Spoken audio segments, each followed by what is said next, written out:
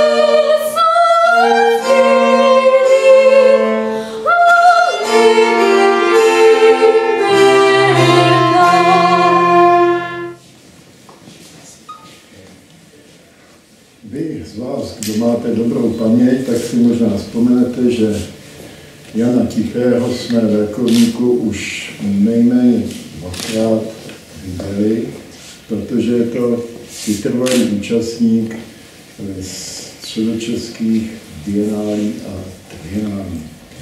To byla příležitost, kdy jsme se setkali. Jan je z Oseka u Kolína, Velkého Oseka, a to místo, kde bydlí, je pro něj svým způsobem příznačné, nebo mu to v velké části inspiruje docela podstatnou část jeho tvorby. Ale druhou nohou žije a pracuje v Praze. Protože kromě toho, to jsme ho taky našli, učí na naší alma mater, na naší střední škole, která se v současné době jmenuje Vyšší odborná škola a střední umělecká škola Václava Holler. Jestli to byla ta slavná střední odborná škola výtvarná zvaná Hollerka.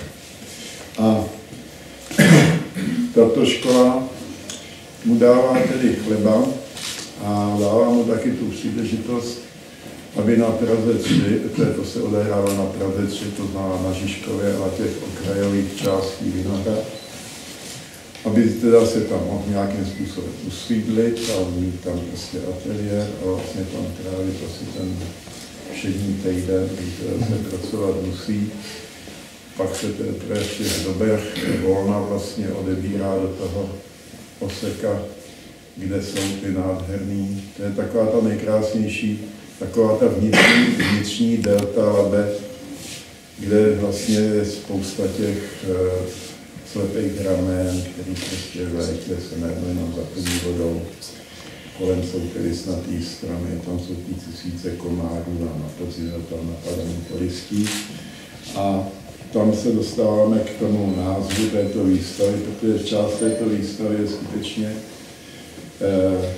inspirovaný pravděpodobně a určitě i nás jako ani nemoc velký znalce dějin, nám to prostě připomíná toho Moneta v tom Živerni, že? Protože ten tam dělal to lupení a ty lekníny na těch záhybech tam jsem to byla to nějaká taková ta říčka v té severní Francii. A stejným způsobem zachycuje vlastně Jan Tichý tu náladu vlastně těch vodních ploch. Ale je to celkem vzácný, protože tu impresi tu teda ukazuje v poslední době na několika desítkách obrazů a většina těch jeho obrazů je vlastně pravý protiklad, protože než aby tak víceméně povrchně zachytil ten okamžitý jaksi optický věm, tak naprostá většina jeho tvorby je naopak taková ta poctivá práce, kdy ten dojem z té přírody nebo prostě ten motiv té přírody piluje, urovnává do velmi čisté, vypracované formy jeho obrazu. Je to vlastně taková spíš geometrická kompozice a pracuje ještě navíc velmi náročnou vlastně technikou takových velmi jemných, podrobných struktur. Přesto všechno, že máte pocit, že procházíte takovým tím geometrickým lesem, tak některé ty názvy nám najednou zvláštním způsobem evokují něco teple živého. Třeba tady to Ečko, tady se jmenuje žena, že? A když to budete chvilku studovat, tak možná zjistíte proč.